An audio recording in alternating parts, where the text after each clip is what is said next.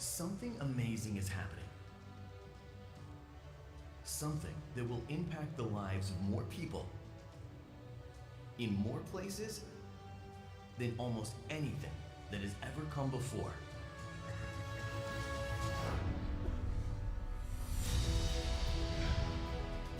It's called the connection effect. The exponential impact of connecting billions of people, tens of billions of things, and representing a transformation that will change our world as profoundly as the Industrial Revolution. A transformation that is quickly evolving from hype to reality. From the farm to the freeway to the factory, and a billion points in between. All in the interest of adding value to those new connections where they matter most, our lives. That's the connection effect. And it's happening right now. Ladies and gentlemen, please welcome Vice President and General Manager, Internet of Things at Intel, Jonathan Ballon.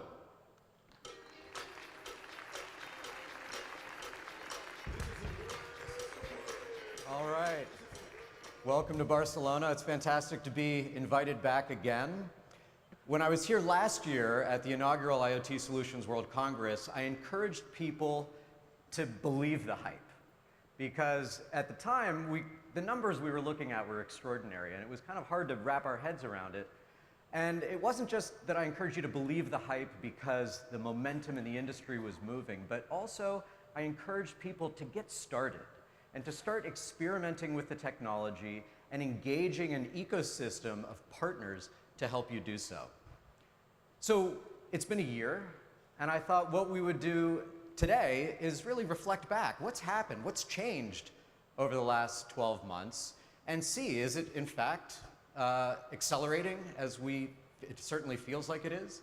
And so we'll look at some metrics and we'll look at some examples of how the industry has actually moved in the last year, and hopefully we'll do that again next year and the year after, and this will be our thing. So it's, I think, appropriate that we're in Barcelona for IoT. Barcelona is one of the smartest cities on the planet. The light posts have sensors in them that enable the city to understand crowds and pollution, traffic and noise. They also have sensors in the trash cans that allow them to only have to empty them when they're full. And they've actually re-instrumented their entire bus network so that they've made the city a more efficient grid for public transportation, and ridership is up 30%. You know, it's almost like the city infrastructure itself is now married with this digital grid.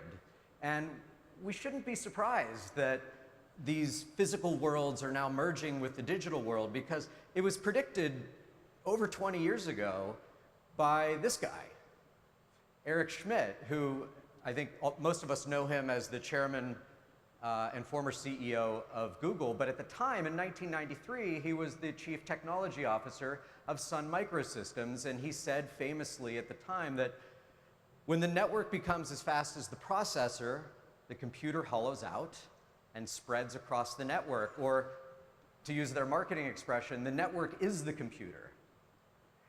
And you know, Eric actually revised this idea just last year at the World Economic Forum when he said the internet will disappear.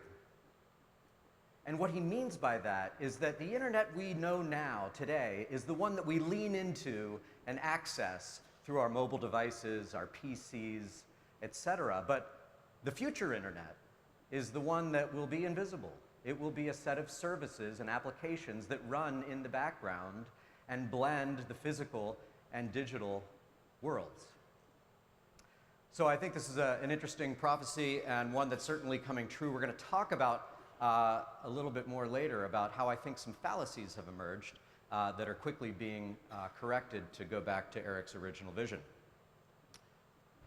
So last year, I talked about the mountain of opportunity, and I kind of laid out 3 steps that companies can take on the path to employing IoT solutions. It starts with just getting access to the data that you already have, connecting the unconnected and pulling data off of existing infrastructure so that you can reason over it and derive some benefit and outcome.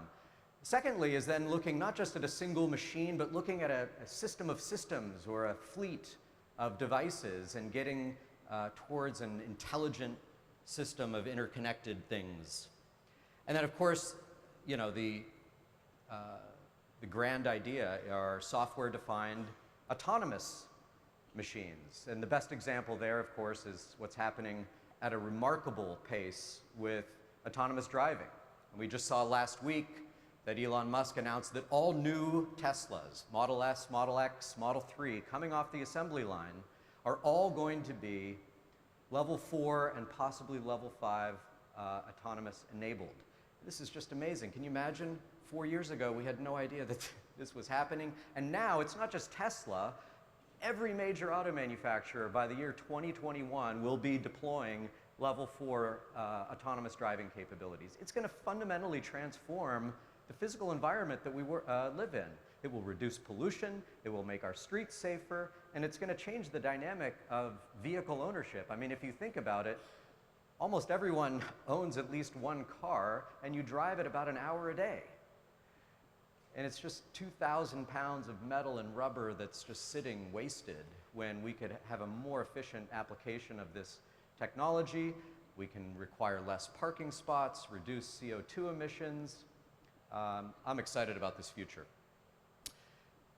But over the last year, we've also learned some other things. You know, as companies climb this mountain, there's value creation, of course, and a proliferation of connected devices, and machine data, as I said before, is going to dwarf the human data 22 times the mobile data traffic over the next several years. And of course, as we saw last week, especially, I'm sure you've heard it if you're in the US, and several of the presenters today have talked about it, security is front and center. So let's take a minute to talk about what happened last week, in case you didn't see it. But last week, there was an attack called Mirai that took down a major ISP called DIN. And quite simply, the largest attack in the history of the internet, took down major websites like Twitter, Amazon, Netflix, Spotify, and slowed down many others. I mean, if you see the map of the United States and you see the areas of outages, it's pretty extraordinary. But it turns out, while the attack was sophisticated and well orchestrated, it actually wasn't very technically sophisticated, because it wasn't technical vulnerabilities that were exploited. It was actually default usernames and passwords. Because most devices, when they're shipped, they come with a standard, you know, instruction set, which is, you know, log in using admin and type in password admin, and then change the password, you know, to something secure. And it's that last piece of instructions that people just don't do because they're afraid they're going to forget the password. So all of these devices that were hacked were basically using their default username and password. So we shouldn't be surprised. But the good news is that we're building in, at a hardware level, security that during the provisioning process will make default usernames and passwords completely unnecessary. So security for identity and data storage, in combination with onboarding services, we can completely eliminate the vulnerability. And we're also embedding security below the operating system at a silicon level, which makes it very difficult to compromise. And establishing enhanced privacy ID, which allows authentication of devices when they're transmitting data to be secure before they will release that. So there's a lot of things that are going on, and it's really incumbent upon the industry to start employing as a standard, not just a best practice, but as a standard, security development lifecycle practices from product development all the way through to delivery for the provisioning of devices, for the operation of devices, and the decommissioning of devices. And that's something that Intel customers are asking us to do, and of course we're doing it. But you know, security is something that takes an ecosystem. The entire industry needs to come together around this. Okay, so I said we were going to take a look back over the last year at some metrics. And I thought instead of just looking at how has the technology evolved over the year, let's look at how the economics of IoT have evolved and some people metrics. All right, let's dive in first with some technology. So take a look at this chart and watch what happens over the last 15 years as connectivity options have emerged in wireless. It's tremendous what's taken place in terms of data rates, range, and power. And today, the landscape is rich with options for virtually any connectivity use case to meet application requirements. But it doesn't stop here, because we now have the promise of 5G on the horizon, which for the first time will be a common set of standards to bring everything from a low power, low data transmitting thermostat all the way up to an automobile, which is going to transmit huge amounts of data in real time, and everything in between, all on a common standard across many distances and data rates. And just to give you an idea, if you're unfamiliar with what 5G is going to offer, it's data rates of up to a gigabit per second simultaneously across an entire office floor. It also includes the ability for hundreds of thousands of devices to be connected to the same network in a wireless mesh. And the latency, which is hugely important for industrial IoT cases, is dramatically reduced over current LTE. This is a groundbreaking technology, and it's just one measure. Here's another thing I like to look at, which is Gartner's technology adoption life cycle. And so you can squint your eyes and try and see how things are moving through this chart. But here's the thing. In Silicon Valley, we always overestimate how long it will take for a technology to become mature and cross the chasm. But we always underestimate just how impactful the technology will be. I mean, look at some examples recently, just the PC, the internet, and mobile phones. They have far exceeded our expectations in terms of their human productivity impact, their societal impact, how they're impacting every industry. And I think we all agree that's why we're here. The Internet of Things will do the same thing. And if you think back only a few years ago, we didn't even have the ability to identify all of these devices. It wasn't until IPv6, which, you know, if you don't know, IPv6 allows 2 to the power of 128 different IP addresses. And that's a number so big, I don't think we even have language to describe it other than scientific notation. And why I think this is interesting is because of that fallacy that I was telling you about, going back to the Eric Schmidt comment, the fallacy that's been pervasive over the last couple of years is that all of the value is going into the cloud, and that everything's all about cloud computing, and all the analytics are going to take place there, and that the edge is just a dumb data source. And that's just not true. Rich, intelligent machines are going to be doing real-time data processing at the edge. I mean, the biggest profound example of this is, of course, of cars. And cars are becoming mobile data centers with hundreds of millions of lines of code, more code than the Hadron Collider or, you know, your operating system on your computer. Whether it's a car or it's a digital camera that's processing real-time computer vision algorithms, compute and software at the edge is what it's all about, because you can't move workloads all into the cloud and expect that everything is going to take place there. Some things are going to happen on the device, Some things are going to happen at the edge of the network in a fog computing context, and some things are going to happen in the cloud. And it entirely depends on the use case and the economics of moving the workloads and the data and the algorithms, et cetera. But we need to start thinking about things in terms of an end-to-end architecture and not in terms of one or the other. And I think largely, big companies have woken up and are realizing this. So let's take a look at an economic measure. Here is a look at some of the M&A that's taken place over the last year. Intel's been busy. As you can see, we've picked up field programmable gate arrays. We've picked up some computer vision capabilities, image signal processing, fantastic collection of assets. But we're not alone. I mean, check out the activity that's taken place this year. It's amazing. I mean, first, NXP bought Freescale, and then we just heard that Qualcomm's buying NXP. Cisco bought Jasper. ARM bought Apical, and then SoftBank bought ARM. I mean, there's a tremendous amount of consolidation that's going on. It's not just happening at the silicon level. It's happening at software platforms and communications as well, because people realize that in order to drive scale and relevance, you need deep capabilities and you need platforms. And that's what's happening, but it's not just limited to M&A. Look at what's happening in the VC community. In the first half of this year, there were over 200 publicly financed VC transactions, over $2 billion. And it's not just the venture community that's investing.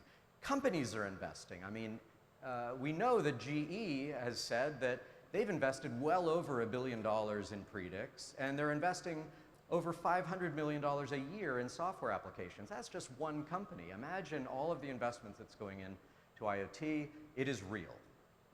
We've also seen a growth in standards participation, not the number of standards bodies, but the number of companies that are participating in developing standards so that we have scalable, secure, resilient solutions that can be deployed en masse. So we're seeing an increase in the number of companies in the standard bodies, as well as the number of companies per consortium. And I don't think in my technology career of 25 years I've ever seen this concentrated and collected effort to develop standards. The developers are also increasing dramatically. Just last year there were 3.5 million IoT developers. That number is going to double in the next 3 years. These are the people that are building solutions. They're hardening platforms. They're pushing to standardize solution development. And what do they build on? They build on platforms. So today, Intel is announcing the launch of the first truly purpose-built, multi-segment silicon platform. It's called the E3900. And let's take a look at what it can do.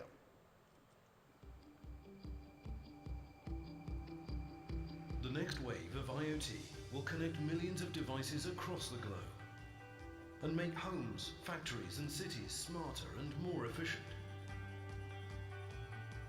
It will protect us on the road and at work, unlock insights and opportunities, and engage people in new and exciting ways. Next generation IoT technology will change the way businesses operate and how people see the world. Intel is advancing the next era of IoT development with the powerful new Intel Atom processor, exceptional intelligence at the edge, and a feature set designed for tomorrow's IoT systems and applications. The new Intel Atom processor helps automakers simplify designs and deliver stunning in-vehicle experiences. It enables IP cameras and network video recorders to find and identify objects. With Intel image processing, devices can track people and deliver reports in real time. Machines can see their own products as they're being made for instant quality control. The new Intel time-coordinated computing technology can synchronize systems of devices to within a microsecond. The new Intel Atom processor is part of the scalable Intel IoT platform, which helps our customers improve development efficiencies, reduce costs, and speed IoT innovation. Intelligence at the edge delivers bottom-line results. With the new Intel Atom processor, intelligence has never been more attainable.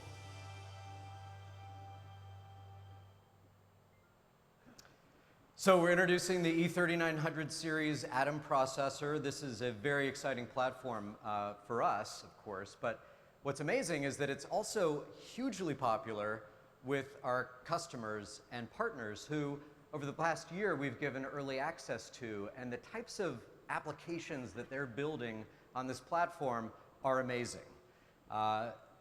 It's already, even though we're only launching it today, it's already the single most successful IoT platform in our history.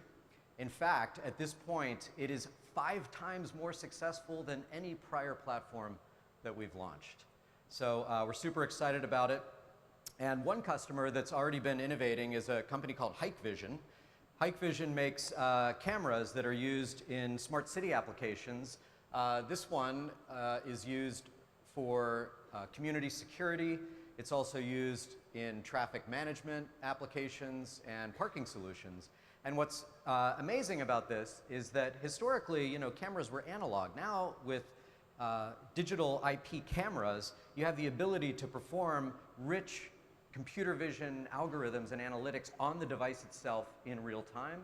And with time-coordinated computing, as you saw, not only can you synchronize a set of robots working in a manufacturing line within 1 nanosecond, but you can also coordinate across camera devices so that you can track cars as they move through a city. So it's very exciting. There's lots of use cases for this, and I'm sure you'll be seeing a lot more come out over the coming days and weeks. It also has better security, as we talked about, a hugely important function. This chip has an enhanced trusted execution engine that prevents firmware and OS tampering and provides additional cryptography support for secure data to help prevent any future IoT breaches. It's got almost double the performance of prior silicon platforms and almost 3 times the graphics. And with the imaging processing, it's programmable so that customers can choose to customize it as they choose. So that is the E3900.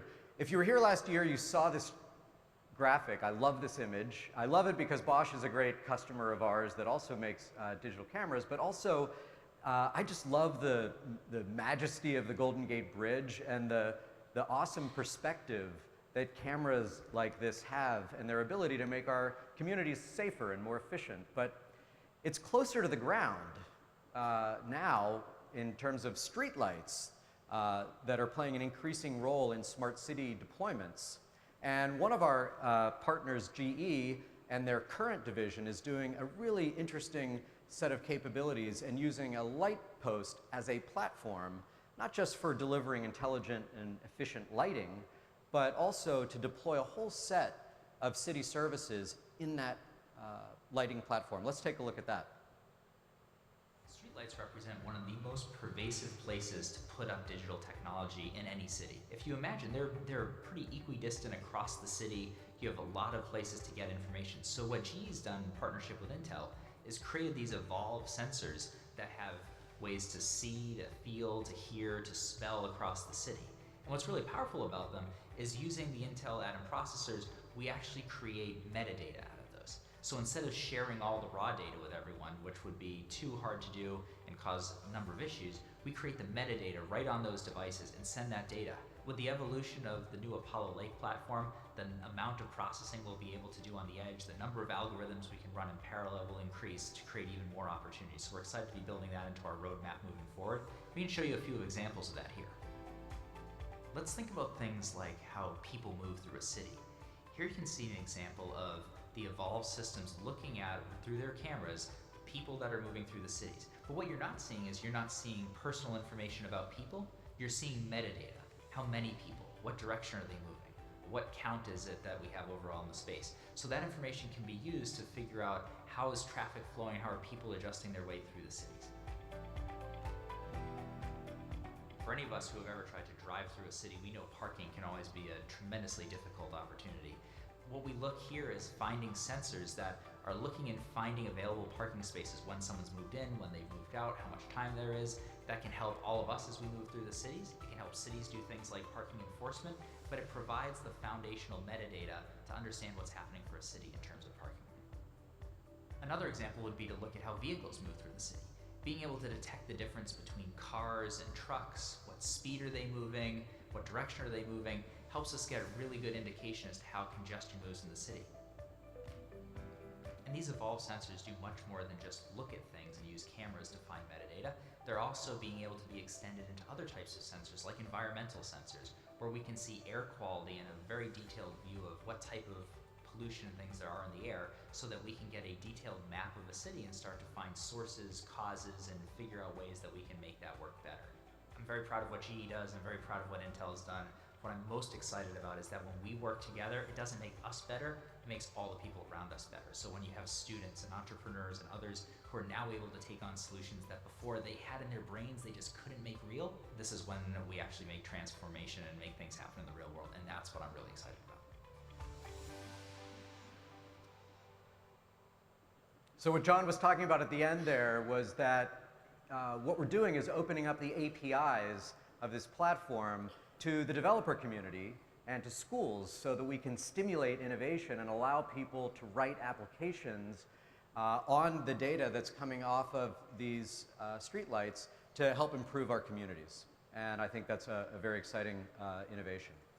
But the IoT reality doesn't end with this keynote. If you make your way over to the Intel booth at some point during the show, you're going to see a lot of examples. In fact, another example from GE that we have in the Intel booth is the Rail Connect solution from GE, which is a Predix optimized locomotive that's driving tremendous amounts of innovation in the transportation industry. Also in transportation, we have a fleet tracking system that we developed with Accenture. And if you're interested in smart cities, there's a Wind River demo, there's a Bosch demo. We also have a smart building demonstration with Amazon Web Services. And from an industrial point of view, smart industry solutions from IBM and Siemens. And of course, running the new E3900 Atom processor is a platform by AdLink, which is the SEMA Cloud Industrial IoT platform, which allows for device attestation and management across a distributed architecture. It's a very interesting platform. I highly recommend you take a look at that. And last but not least, over the last couple of days, we've had a hackathon. It was actually the first IoT hackathon on the Intel Joule platform.